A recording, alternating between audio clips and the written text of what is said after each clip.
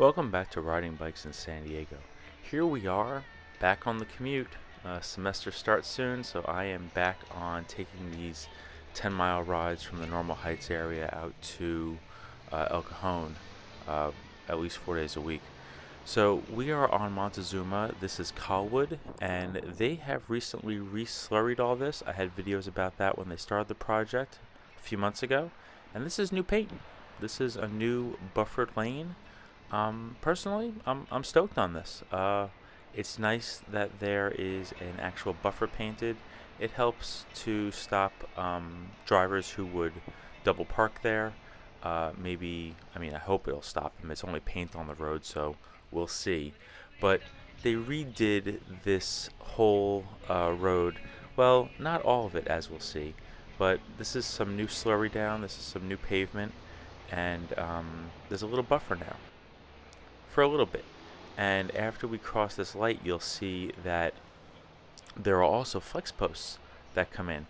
And I'm not the first person to comment on this. Local KPBS reporter Andrew Bowen put a post up on Blue Sky about this, which I'll show you right here.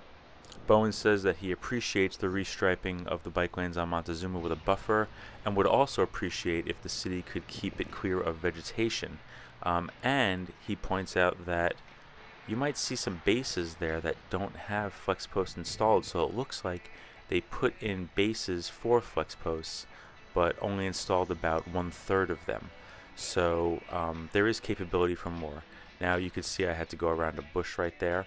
This is all going to grow. We're in winter right now when this video is being made at the end of January, but come March, April, it's going to start getting warmer and all that vegetation is going to explode. The city needs to keep it clear. As for these flex posts, they deter a car a little bit, but they won't stop. A driver can dip in here whenever they want and take out cyclists. I'm also a little wary of the fact that for all this re-slurry, it only goes so far, and there's still a texture change on the road all the way to the right. And I understand you need that for water flow, but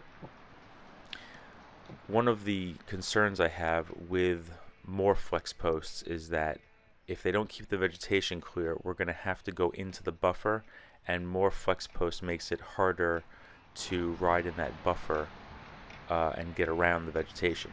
So as much as I want a hard barrier here, this is an incomplete project. You can't do one side of the bike lane without doing the other side of the bike lane. There's that guardrail over there, but bushes and trees and shrubs don't care about a guardrail. Now, I know it's a huge, expensive project to do more, to put up a bigger barrier, but this is about design. It's about making the design complete. By the time we get up here, that texture change is way bigger, and again, I feel comfortable riding in it, but I only feel comfortable riding in this because I ride this every day for my job, and I feel like a lot of the problems are still persisting here.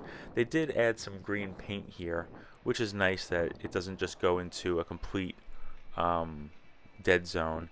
And the green paint also helps to differentiate maybe between, I don't know, this is still a bus stop.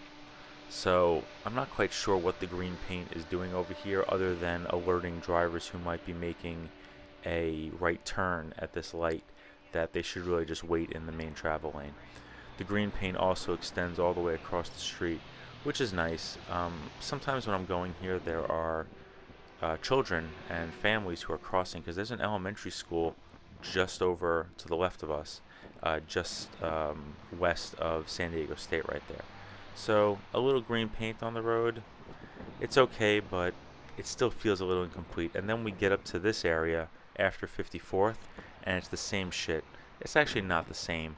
They did reinforce the line, the paint on the ground, and it looks like they moved it anywhere between 1 and 3 inches over. So this bike lane got a little bit bigger. They couldn't be bothered to repaint the Shara, or the bike lane symbol rather, in the lane, but the pavement's still crap there.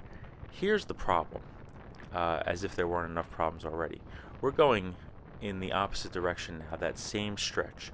And first we have to go through a block of nothing because the bike lane just wasn't extended from where it was earlier after 55th.